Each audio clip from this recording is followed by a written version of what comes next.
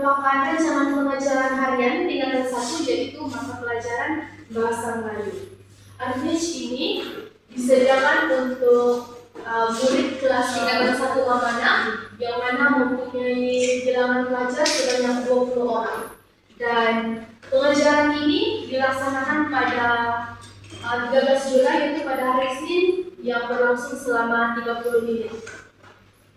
Kami memilih tema pengajaran kami yaitu pengantaran bangsaan industri negara dalam konteks, dan tajuk unit kami yaitu unit 5, yaitu Malaysia Hub Industri Makanan.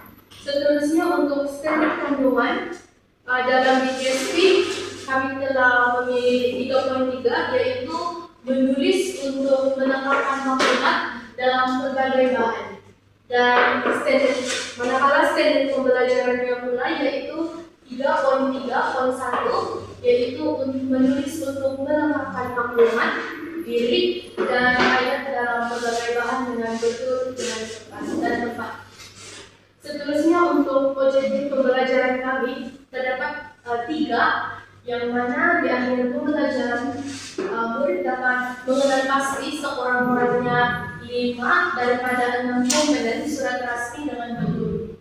Yang kedua pula, murid dapat menambahkan maklumat dalam format surat rasmi seperti alamat pengirim, alamat penerima, tarikh, perkara, dan juga penutup dengan betul dan tepat. Yang terakhir, murid dapat menghasilkan kerangka surat rasmi yang lengkap berdasarkan situasi yang diberikan untuk format yang betul dengan sekurang-kurangnya 80% ketepatan. Seterusnya, kita akan beralih kepada langkah-langkah pelaksanaan pengajaran ataupun metodologi pengajaran kepada bagian seterusnya.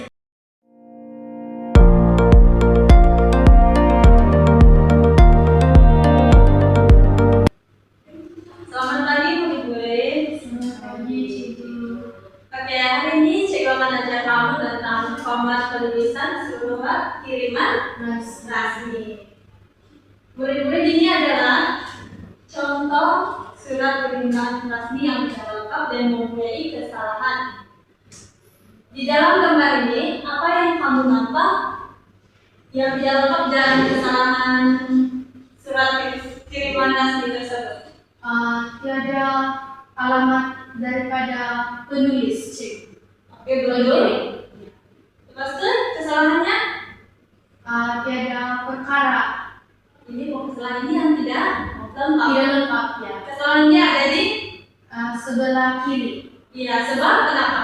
Sebab tiada hari bulan. Tarik.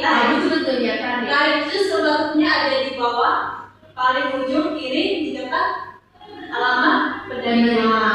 Tapi di sini ada di atas pengirim. Oke. Paham juga kan? Paham. Dan Cik mau tanya lagi, macam mana surat rasmi ini bila kamu akan buat? Semasa apa? Semasa ada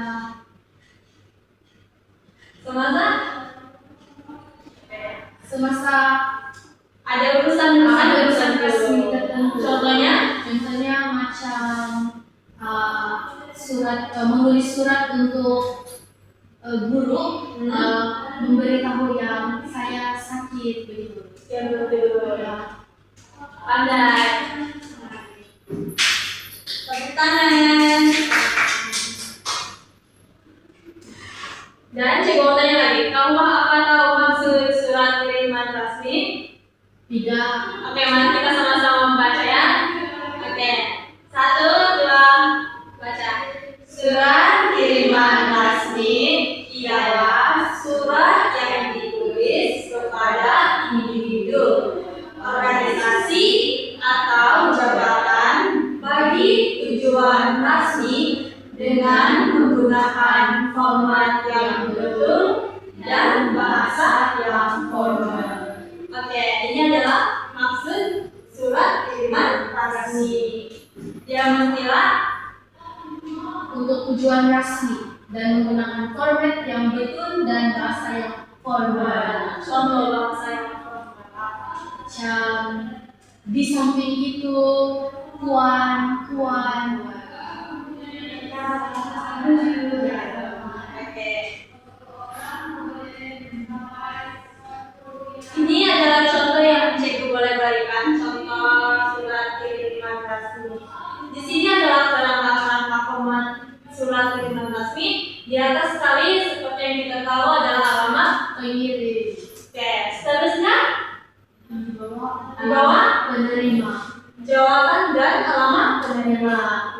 Dan di sebelah sini untuk yang ketiga adalah tarik.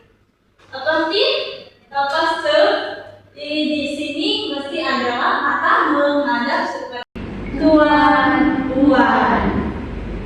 Seterusnya perkara ini penting sebab itu adalah tujuan kita menulis surat itu, apa tujuan kita.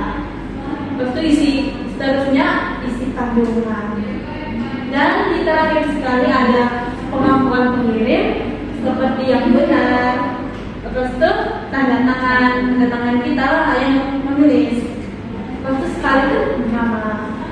Ini adalah contoh yang penuh, contoh yang lengkap.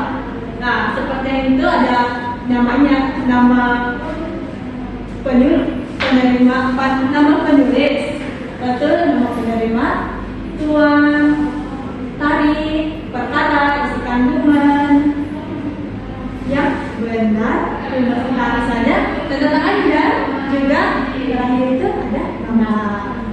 Oke, paham kalau murid? Paham. Oke, seterusnya kita beralih kepada ujian kepahaman.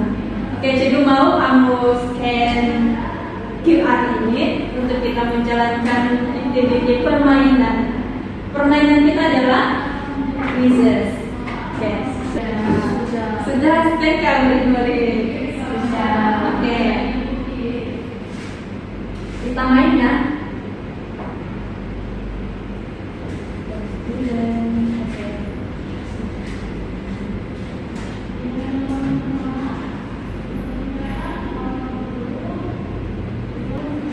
Kita mulai.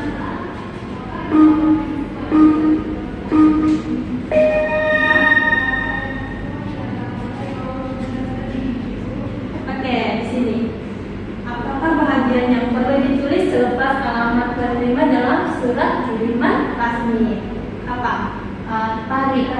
Tarik. Ya. Betul. Oke, soal yang kedua adalah susunan format surat kiriman resmi yang betul adalah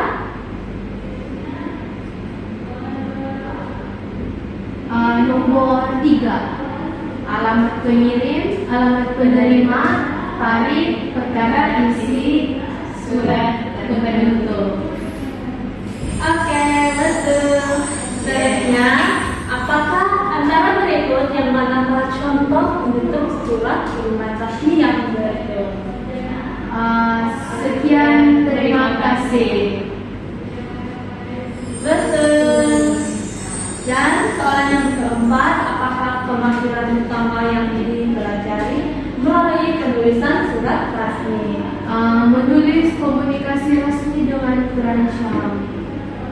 Betul. Soalan yang kelima, antara berikut yang manakah merupakan ciri utama surat kiriman resmi? Menggunakan bahasa yang sopan dan formal. Oke. Seterusnya, apakah fungsi bahagian perkara dalam surat kiriman resmi? Menyatakan tujuan utama surat secara ringkas, cikgu. Kita pilih dan betul. Dan soalan yang terakhir adalah apakah tujuan utama surat kiriman resmi? Untuk menyampaikan urusan resmi kepada pihak tertentu. Oke, terima kasih, kita sudah siap dan semua jawaban adalah betul. Jadi ini kepahaman kamu tentang surat kiriman resmi sudah. Oke, kalau sudah paham apa itu maksud surat resmi dan format-format dalam surat kiriman resmi.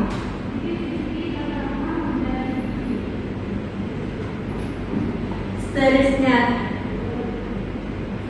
cikgu akhiri dengan tulis surat kirim seperti yang diketahui yang sudah cerita cikgu dan kamu bincangkan tadi.